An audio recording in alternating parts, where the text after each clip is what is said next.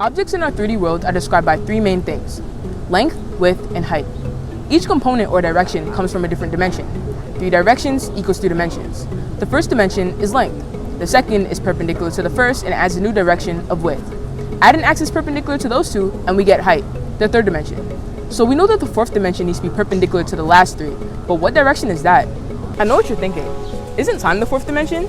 Well, technically time can be compared to a spatial dimension, just how 3 seconds later is always 3 seconds later and 3 feet to the left is always 3 feet to the left. But when we try to go the other direction, like 3 feet to the right, it doesn't work because we can't go backwards in time, only forwards. So it's not wrong to think of time like this, there's just other theories. Have you ever seen an old-fashioned Mario game? His head is perpetually facing the right in a two-dimensional world. If a 3D object was to intersect Mario's two-dimensional plane, he would be able to see the object as a one-dimensional cross-sectional line. The thing about this line is that it's disappearing and reappearing as the object intersects and unintersects with his plane.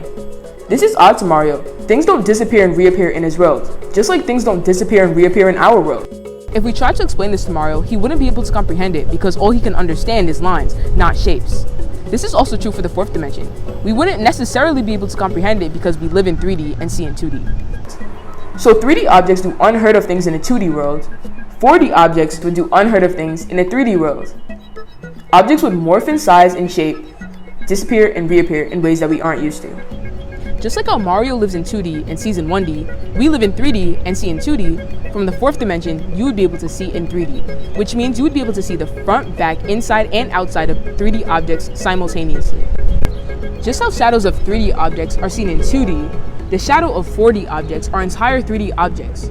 If we were to create something similar to the cube but in the fourth dimension, we would get something called a tesseract. Now it would be impossible to see because it is 4-dimensional, but we can imagine its 3D projection.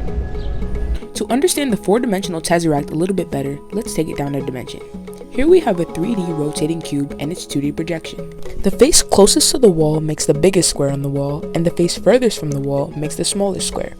As the cube rotates, the squares switch places. The smaller square becomes the bigger square, and the bigger square becomes the smaller square.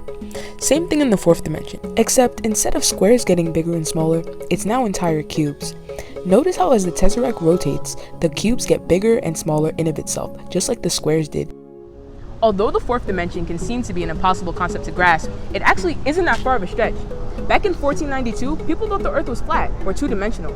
However, with advances in math and science, we discovered that the Earth was actually curved, or three-dimensional.